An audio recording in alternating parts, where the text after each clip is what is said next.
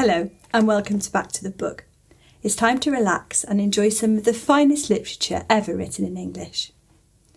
You join me today for a reading from Pride and Prejudice. We find Elizabeth Bennet waking up after a rather surprising conversation with Mr Darcy. If you're sitting comfortably, then I'll begin. Elizabeth awoke the next morning to the same thoughts and meditations which had at length closed her eyes. She could not yet recover from the surprise of what had happened. It was impossible to think of anything else, and totally indisposed for employment, she resolved soon after breakfast to indulge herself in air and exercise. She was proceeding directly to her favourite walk, when the recollection of Mr Darcy's sometimes coming there stopped her, and instead of entering the park, she turned up the lane which led her farther from the turnpike road. The park paling was still the boundary on one side, and she soon passed one of the gates into the ground. After walking 2 or 3 times along that part of the lane, she was tempted by the pleasantness of the morning to stop at the gates and look into the park. The 5 weeks which she had now passed in Kent had made a great difference to the country, and every day was adding to the verdure of the early trees. She was on the point of continuing her walk when she caught a glimpse of a gentleman within the sort of grove which edged the park. He was moving that way, and fearful of its being Mr Darcy, she was directly retreating. But the person who advanced, who was now near enough to see her, and stepping forward with eagerness, pronounced her name. She had turned away, but on hearing herself called, though in a voice which proved it to be Mr Darcy, she moved again towards the gate. He had by that time reached it also, and holding out a letter, which she instinctively took, said with a look of haughty composure, "I have been walking in the grove some time in the hope of meeting you. Will you do me the honour of reading that letter?" And then, with a slight bow, turned again into the plantation, and was soon out of sight. With no expectation of pleasure, but with the strongest curiosity, Elizabeth opened the letter, and to her still increasing wonder perceived an envelope containing 2 sheets of letter paper, written quite through in a very close hand. The envelope itself was likewise full. Perusing her way along the lane, she then began it. It was dated from Rosings at 8 o'clock in the morning, and was as follows. "Be not alarmed, madam, on receiving this letter, by the apprehension of its containing any repetition of those sentiments or renewal of those offers which were last night so disgusting to you. I write without any intention of paining you, or humbling myself by dwelling on wishes, which for the happiness of both cannot be too soon forgotten, and the effort which the formation and the perusal of this letter must occasion should have been spared had not my character required it to be written and read. You must therefore pardon the freedom with which I demand your attention. Your feelings, I know, will bestow it unwillingly, but I demand it of your justice. 2 offences of a very different nature, and by no means of equal magnitude, you last night laid to my charge. The first mentioned was that, regardless of the sentiments of either, I had detached Mr Bingley from your sister, and the other, that I had, in defiance of various claims, in defiance of honour and humanity, ruined the immediate prosperity and blasted the prospects of Mr Wickham. Wilfully and wantonly to have thrown off the companion of my youth, the acknowledged favourite of my father, a young man who had scarcely any other dependence than on our patronage, and who had been brought up to expect its exertion, would be a depravity, to which the separation of 2 young persons, whose affections could be the growth of only a few weeks, could bear no comparison. But from the severity of that blame which was last night so liberally bestowed, respecting each circumstance, I shall hope to be in future secured, when the following account of my actions and their motives has been read. If, in the explanation of them which is due to myself, I am under the necessity of relating feelings which may be offensive to yours, I can only say that I am sorry. The necessity must be obeyed, and farther apology would be absurd. I had not been long in Hertfordshire before I saw, in common with others, that Bingley preferred your eldest sister to any other young woman in the country. But it was not until the evening of the dance at Netherfield that I had any apprehension of his feeling a serious attachment. I had often seen him in love before. At that ball, while I had the honour of dancing with you, I was first made acquainted, by Sir William Lucas' accidental information, that Bingley's attentions to your sister had given rise to a general expectation of their marriage. He spoke of it as a certain event, of which the time alone could be undecided. From that moment I observed my friend's behaviour attentively, and I could then perceive that his partiality for Miss Bennet was beyond what I had ever witnessed in him. Your sister I also watched. Her look and manners were open, cheerful, and engaging as ever, but without any symptom of peculiar regard, and I remained convinced from the evening's scrutiny that though she received his attentions with pleasure, she did not invite them by any participation of sentiment. If you have not been mistaken here, I must have been in an error. Your superior knowledge of your sister must make the latter probable. If it be so, if I have been misled by such error, to inflict pain on her, your resentment has not been unreasonable. But I shall not scruple to assert that the serenity of your sister's countenance and air was such as might have given the most acute observer a conviction that, however amiable her temper, her heart was not likely to be easily touched. That I was desirous of believing her indifferent is certain, but I will venture to say that my investigations and decisions are not usually influenced by my hopes or fears. I did not believe her to be indifferent because I wished it. I believed it on impartial conviction, as truly as I wished it in reason. My objections to the marriage were not merely those which I last night acknowledged to have required the utmost force of passion to put aside in my own case. The want of connection could not be so great an evil to my friend as to me. But there were other causes of repugnance, causes which, though still existing, and existing to an equal degree in both instances, I had myself endeavoured to forget, because they were not immediately before me. These causes must be stated, though briefly. The situation of your mother's family, though objectionable, was nothing in comparison to that total want of propriety so frequently, so almost uniformly betrayed by herself, by her 3 younger sisters, and occasionally even by your father. Pardon me, it pains me to offend you, but amidst your concern for the defects of your nearest relations, and your displeasure at this representation of them, let it give you consolation to consider that, to have conducted yourselves so as to avoid any share of the like censure, is praise no less generally bestowed on you and your eldest sister, than it is honourable to the sense and disposition of both. I will say only, farther, that from what passed that evening, my opinion of all parties was confirmed, and every inducement heightened, which could have led me before to preserve my friend from what I esteemed a most unhappy connection.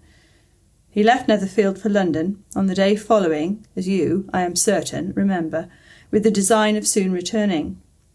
The part which I acted is now to be explained. His sister's uneasiness had been equally excited with my own. Our coincidence of feeling was soon discovered, and alike sensible that no time was to be lost in detaching their brother, we shortly resolved on joining him directly in London. We accordingly went, and there I readily engaged in the office of pointing out to my friend the certain evils of such a choice. I described and enforced them earnestly. But however this remonstrance might have staggered or delayed his determination, I do not suppose that it would ultimately have prevented the marriage, had it not been seconded by the assurance which I had not hesitated not in giving of your sister's indifference. He had before believed her to return his affection with sincere, if not with equal, regard. But Bingley has great natural modesty, with a stronger dependence on my judgment than on his own. To convince him, therefore, that he had deceived himself was no very difficult point. To persuade him against returning into Hertfordshire, when that conviction had been given, was scarcely the work of a moment. I cannot blame myself for having done this much. There is but one part of my conduct in the whole affair on which I do not reflect with satisfaction. It is that I condescended to adopt the measures of art so far as to conceal from him your sister's being in town.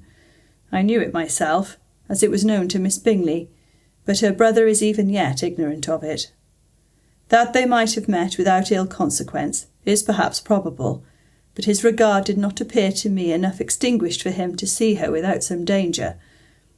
Perhaps this concealment, this disguise, was beneath me.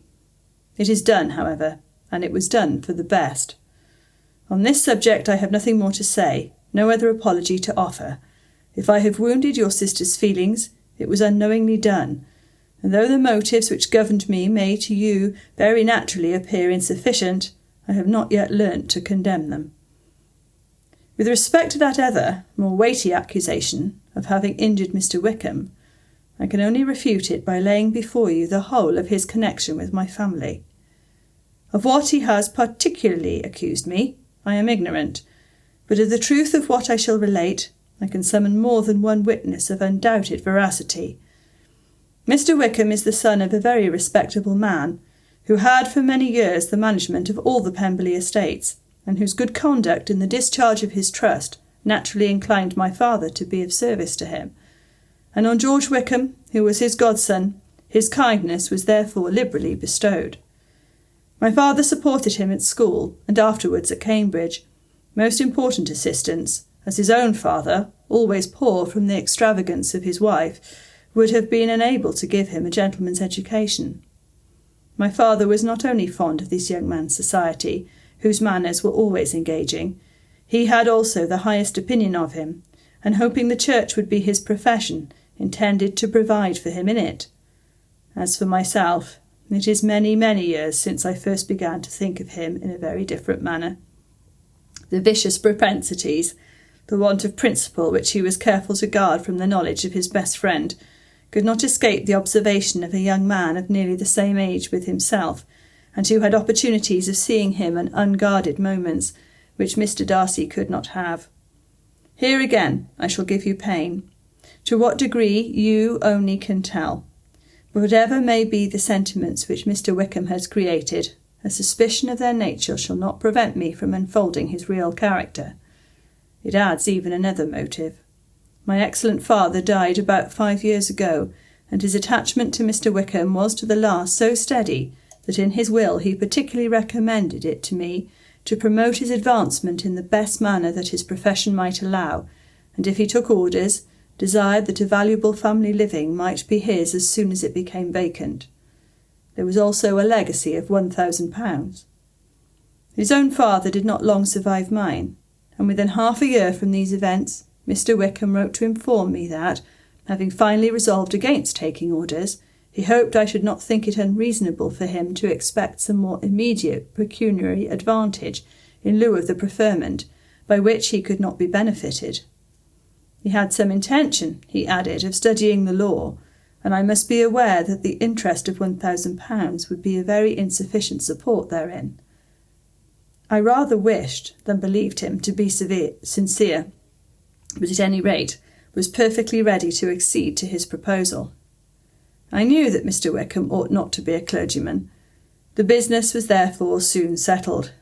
He resigned all claim to assistance in the church, were it possible that he could ever be in a situation to receive it, and accepted in return £3,000. All connection between us seemed now dissolved. I thought too ill of him to invite him to Pemberley, or admit his society in town. In town I believe he chiefly lived, but his studying the law was a mere pretence, and being now free from all restraint, his life was a life of idleness and dissipation. For about 3 years I heard little of him, but on the decease of the incumbent of the living which had been designed for him, he applied to me again by letter for the presentation. His circumstances, he assured me, and I had no difficulty in believing it, were exceedingly bad. He had found the law a most unprofitable study, and was now absolutely resolved on being ordained. If I would present him to the living in question, of which he trusted there could be little doubt, as he was well assured that I had no other person to provide for, and I could not have forgotten my revered father's intentions. You will hardly blame me for refusing to comply with this entreaty, or for resisting every repetition of it. His resentment was in proportion to the distress of his circumstances, and he was doubtless as violent in his abuse of me to others as in his reproaches to myself. After this period, every appearance of acquaintance was dropped. How he lived, I know not. But last summer he was again most painfully obtruded on my notice. I must now mention a circumstance which I would wish to forget myself, and which no obligation less than the present should induce me to unfold to any human being. Having said thus much, I feel no doubt of your secrecy.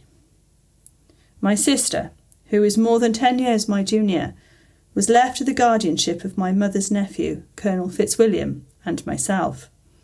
About a year ago, she was taken from school, and an establishment formed for her in London, and last summer she went with the lady who presided over it to Ramsgate, and thither also went Mr Wickham, undoubtedly by design, for there proved to have been a prior acquaintance between him and Mrs Young, in whose character we were most unhappily deceived, and by her connivance and aid he so far recommended himself to Georgiana, whose affectionate heart retained a strong impression of his kindness to her as a child, that she was persuaded to believe herself in love, and to consent to an elopement.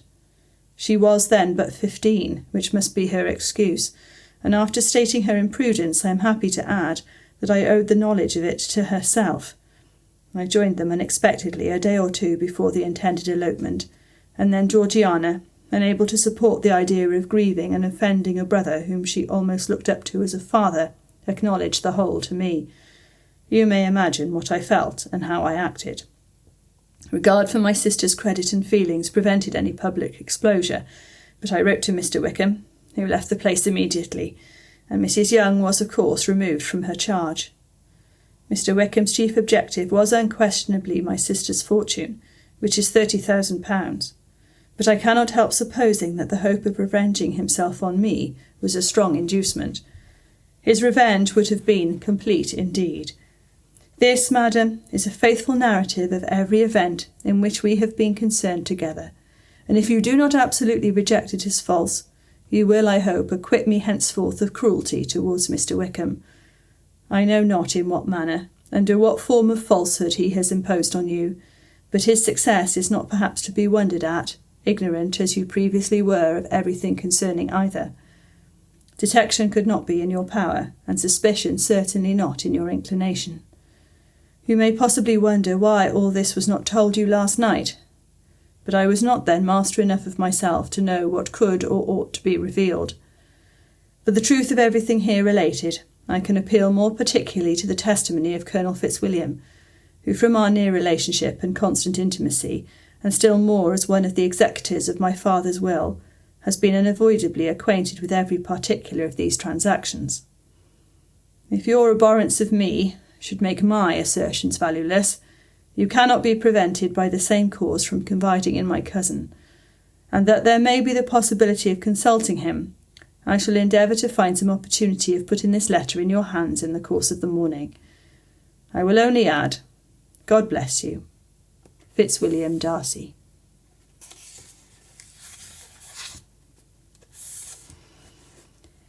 If Elizabeth, when Mr Darcy gave her the letter, did not expect it to contain a renewal of his offers, she had formed no expectations at all of its contents. But such as they were, it may be well supposed how eagerly she went through them, and what a contrariety of emotion they excited. Her feelings as she read were scarcely to be defined. With amazement did she first understand that he believed any apology to be in his power, and steadfastly was she persuaded that he could have no explanation to give, which a just sense of shame would not conceal. With a strong prejudice against everything he might say, she began his account of what had happened at Netherfield. She read, with an eagerness which hardly left her power of comprehension, and from impatience of knowing what the next sentence might bring, was incapable of attending to the sense of the one before her eyes. His belief of her sister's insensibility she instantly resolved to be false, and his account of the worst objections to the match, made her too angry to have any wish of doing him justice. He expressed no regret for what he had done which satisfied her. His style was not penitent, but haughty. It was all pride and insolence. But when this subject was succeeded by his account of Mr Wickham, when she read with somewhat clearer attention, a relation of events, which, if true, must overthrow every cherished opinion of his worth, and which bore so alarming an affinity to his own history of himself, her feelings were yet more acutely painful and more difficult of definition. Astonishment, apprehension, and even horror oppressed her. She wished to discredit it entirely, repeatedly exclaiming, "This must be false! This cannot be! This must be the grossest falsehood!" And when she had gone through the whole letter, though scarcely knowing anything of the last page or two, put it hastily away, protesting that she would not regard it, that she would never look at it again. In this perturbed state of mind, with thoughts that could rest on nothing, she walked on, but it would not do. In half a minute the letter was unfolded again, and collecting herself as well as she could, she began again the mortifying perusal of all that related to Wickham, and commanded herself so far as to examine the meaning of every sentence.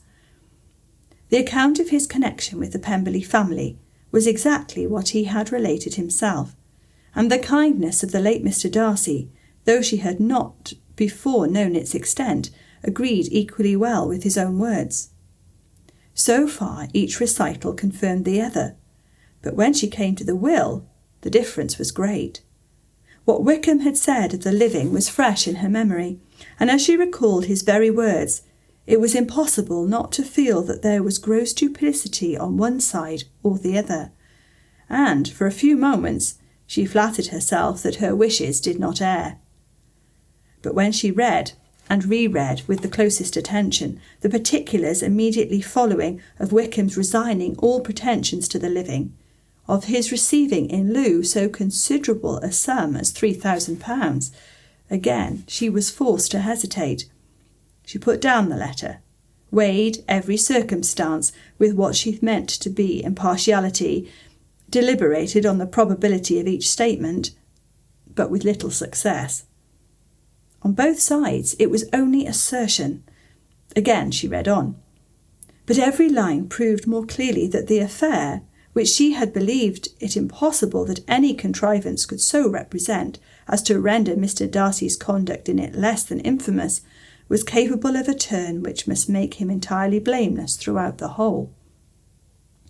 The extravagance and general profligacy which he scrupled not to lay to Mr Wickham's charge exceedingly shocked her, the more so as she could bring no proof of its injustice.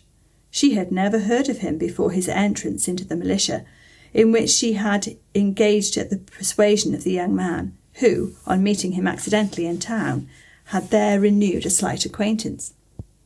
Of his former way of life, nothing had been known in Hertfordshire but what he had told himself. As to his real character, had information been in her power, she had never felt a wish of inquiring.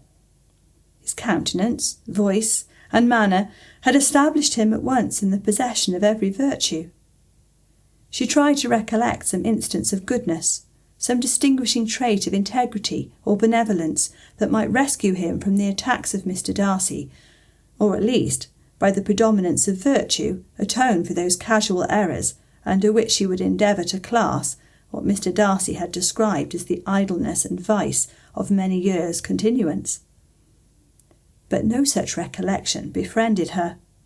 She could see him instantly before her, in every charm of air and address, but she could remember no more substantial good than the general approbation of the neighbourhood and the regard which his social powers had gained him in the mess. After pausing on this point a considerable while, she once more continued to read.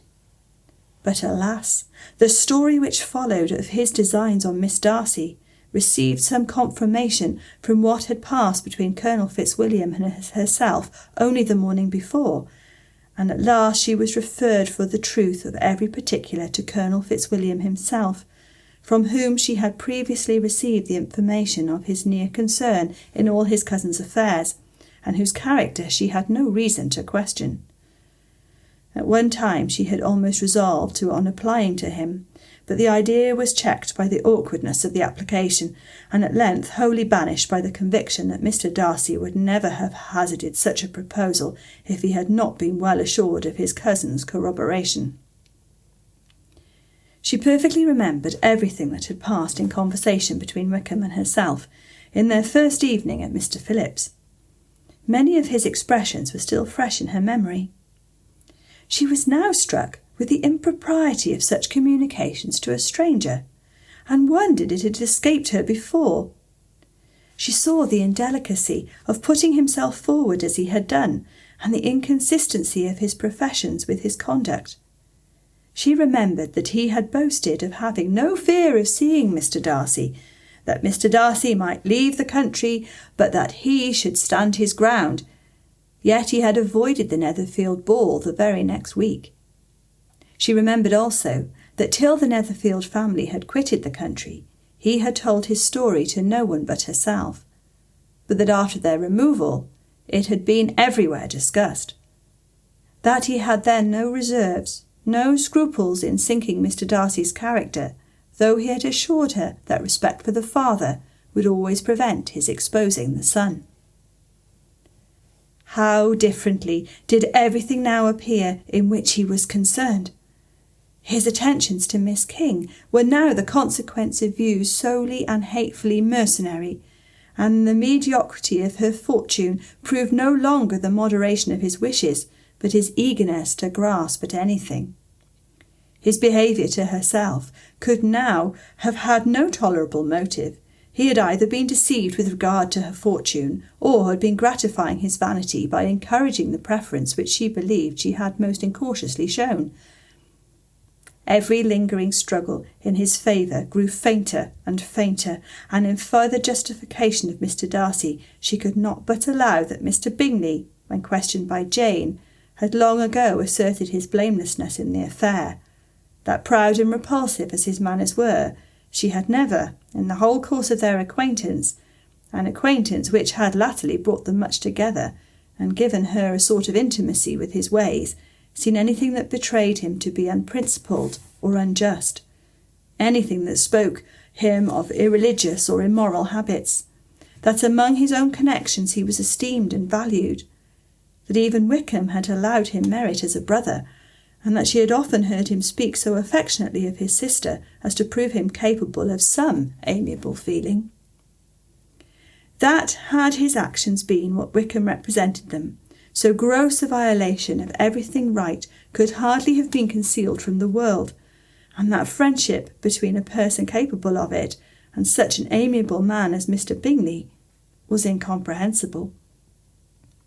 She grew absolutely ashamed of herself. Of neither Darcy nor Wickham could she think, without feeling that she had been blind, partial, prejudiced, absurd. "How despicably have I acted!" she cried. "I, who have prided myself on my discernment, I, who have valued myself on my abilities, who have often disdained the generous candour of my sister, and gratified my vanity in useless or blamable distrust. How humiliating is this discovery! Yet how just a humiliation! Had I been in love, I could not have been more wretchedly blind. But vanity, not love, has been my folly. Pleased with the preference of one, and offended by the neglect of the other, on the very beginning of our acquaintance, I have courted prepossession and ignorance, and driven reason away where either were concerned. Till this moment I never knew myself." From herself to Jane, from Jane to Bingley, her thoughts were in a line which soon brought her to the recollection that Mr Darcy's explanation there had appeared very insufficient, and she read it again. Widely different was the effect of a second perusal. How could she deny that credit to his assertions in one instance which she had been obliged to give in the other? He declared himself to have been totally unsuspicious of her sister's attachment, and she could not help remembering what Charlotte's opinion had always been. Neither could she deny the justice of his description of Jane. She felt that Jane's feelings, though fervent, were little displayed, and that there was a constant complacency in her air and manner, not often united with great sensibility. When she came to that part of the letter in which her family were mentioned, in terms of such mortifying, yet merited reproach, Her sense of shame was severe. The justice of the charge struck her too forcibly for denial, and the circumstances to which he particularly alluded as having passed at the Netherfield ball, and as confirming all his first disapprobation, could not have made a stronger impression on his mind than on hers. The compliment to herself and her sister was not unfelt. It soothed, but it could not console her for the contempt with which had been thus self-attracted by the rest of her family. And as she considered that Jane's disappointment had in fact been the work of her nearest relations, and reflected how materially the credit of both must be hurt by such impropriety of conduct, she felt depressed beyond anything she had ever known before. After wandering along the lane for 2 hours, giving way to every variety of thought, reconsidering events, determining probabilities, and reconciling herself as well as she could to a change so sudden and so important, fatigue and a recollection of her long absence made her at length return home, and she entered the house with the wish of appearing cheerful as usual, and the resolution of repressing such reflections as must make her unfit for conversation. She was immediately told that the 2 gentlemen from Rosings had each called during her absence. Mr Darcy, only for a few minutes to take leave, but that Colonel Fitzwilliam had been sitting with them at least an hour, hoping for her return, and almost resolving to walk after her till she could be found. Elizabeth could but just affect concern in missing him. She really rejoiced at it. Colonel Fitzwilliam was no longer an object. She could only think of her letter. Thank you for listening. If you want to find out what happens to Elizabeth next, do like and subscribe to the channel to get the next episode. I look forward to seeing you next time. Goodbye.